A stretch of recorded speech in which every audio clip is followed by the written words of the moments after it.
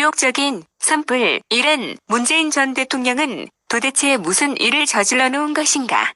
중국 외교부가 12일 사드와 관련해 한국 정부가 대외적으로 산불 1은 정책을 선시했다고 말했는데 2017년 10월 한중 사드 갈등을 봉합할 당시 문재인 정권이 이 같은 약속을 했다는 것입니다.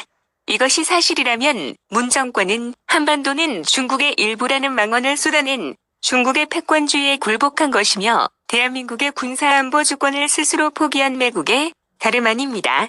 문 정권 인사들은 사드 산불은 합의가 아닌 단순 입장 표명이라고 말하고 있지만 그런 입장을 표명한 것 자체가 굴욕적입니다. 나라를 팔아먹은 이완용에게도 궤변적 변명은 없지 않았습니다. 산불 1은 정책이 무엇입니까?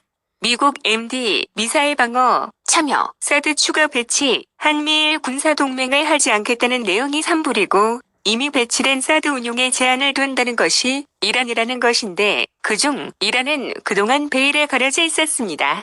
중국은 산둥성에서 한반도와 일본 열도까지 들여다볼 정도로 탐지거리가 긴 레이더망을 운용 중인데 우리는 자국의 안보 하나 당당하게 지키지 못해 중국의 눈치를 보아야 하는 나라였습니까?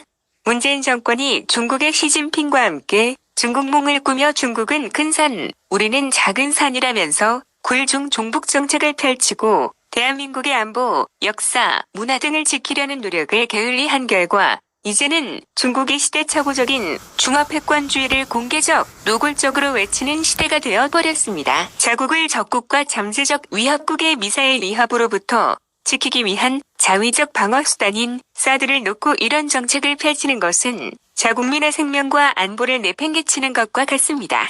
자국 안보를 스스로 지킬 능력을 갖추지 못한 채 상대국의 시해만 기대하는 나라가 겪게 될 참상은 우크라이나 사태가 운변으로 시사하고 있습니다. 문재인 전 대통령과 당시 외교 안보 라인의 책임자들은 지금이라도 숨겨놓은 진실이 무엇인지 낱낱이 밝히고 국민 앞에서 꼬대죄해야 마땅합니다.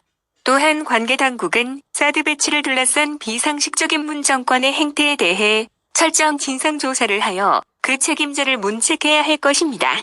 산불 1은 운운하는 내장간 섭외 윤석열 정부는 한치의 흔들림도 없이 전략적으로 대응해 나가야 할 것입니다. 주권 국가의 대의와 원칙에 부합하는 당당함으로 대응해 나가는 것이 미래 세대를 위한 길입니다. 화의부동의 정신으로 중국과 협력을 모색하되 안보 주권을 지키는 데는 양보가 있을 수 없다는 마지노선을 지키는 것은 정부의 국민에 대한 기본 책무입니다.